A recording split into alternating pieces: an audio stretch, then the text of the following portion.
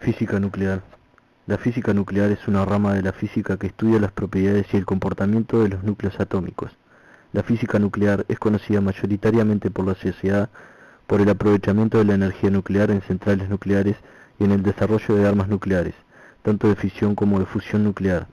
En un contexto más amplio se define la física nuclear y de partículas como la rama de la física que estudia la estructura fundamental de la materia y las interacciones entre las partículas subatómicas. Reacciones nucleares. Colisión inelástica. La física nuclear incluye también el estudio de las reacciones nucleares, el uso de proyectiles nucleares para convertir un tipo de núcleo en otro. Si por ejemplo se bombardea el sodio con neutrones, parte de los núcleos estables Na capturan estos neutrones para formar núcleos radiactivos 2Na. Estas reacciones se estudian colocando muestras dentro de los reactores nucleares para producir un flujo alto de neutrones, número elevado de neutrones por unidad de área. Los núcleos también pueden reaccionar entre ellos, pero si están cargados positivamente, se repelen entre sí con gran fuerza. Los núcleos proyectiles deben tener una energía lo bastante alta como para superar la repulsión y reaccionar con los núcleos blancos. Los núcleos de alta energía se obtienen en los ciclotrones, en los generadores de Van de Graaff y en otros aceleradores de partículas. Una reacción nuclear típica es la que se utilizó para producir artificialmente el elemento siguiente, el uranio 238U, que es el elemento más pesado existente en la naturaleza. El neptunio Np se obtuvo bombardeando uranio con deuterones, núcleos del isótopo hidrógeno pesado 2H según la reacción. Colisión elástica. Desintegración nuclear. Los núcleos atómicos consisten en protones cargados positivamente y neutrones sin carga. El número de protones de un núcleo es un número atómico, que define el elemento químico. Todos los núcleos con 11 protones, por ejemplo, son núcleos de átomo de sodio. Na. Un elemento puede tener varios isótopos, cuyos núcleos tienen un número distinto de neutrones.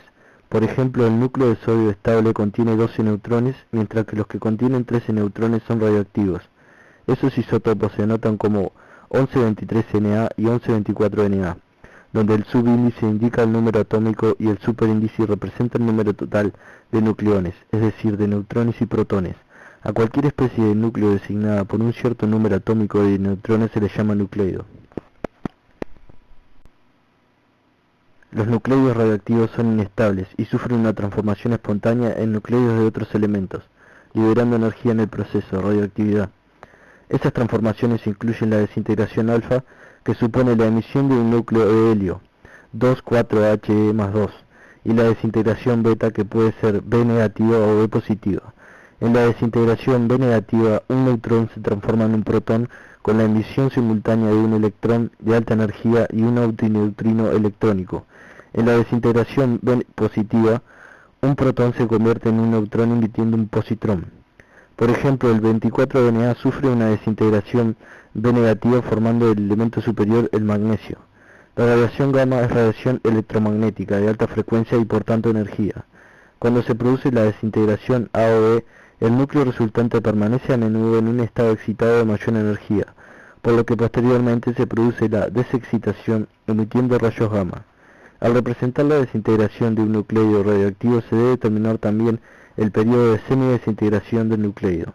El periodo de semidesintegración del 1124Na es de 15 horas. Es importante determinar el tipo de energía de la radiación emitida por el nucleido. Fisión.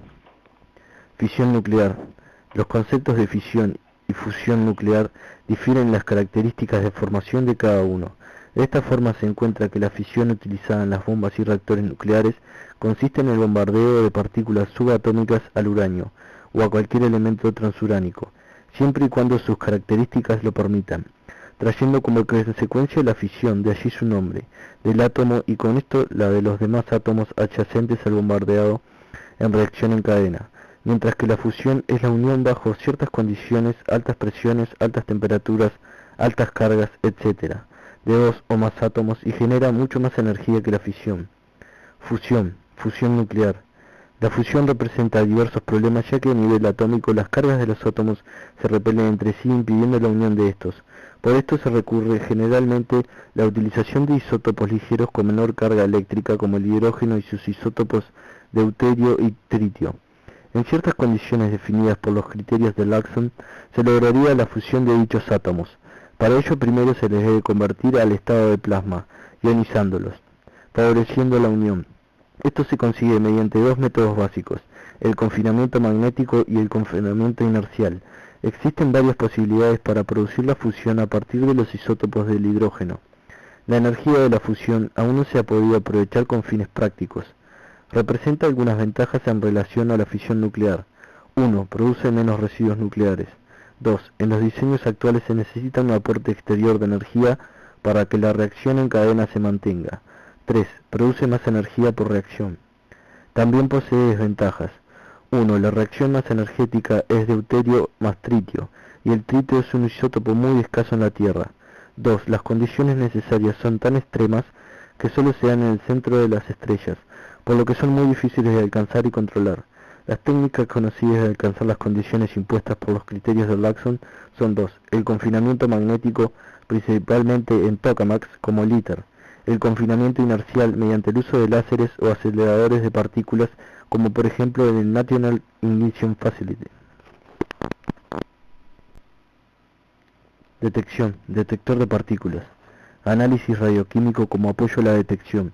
Las partículas alfa, que son emitidas normalmente por elementos con números atómicos superiores a 83, tienen la energía discreta característica de los nucleidos emisores.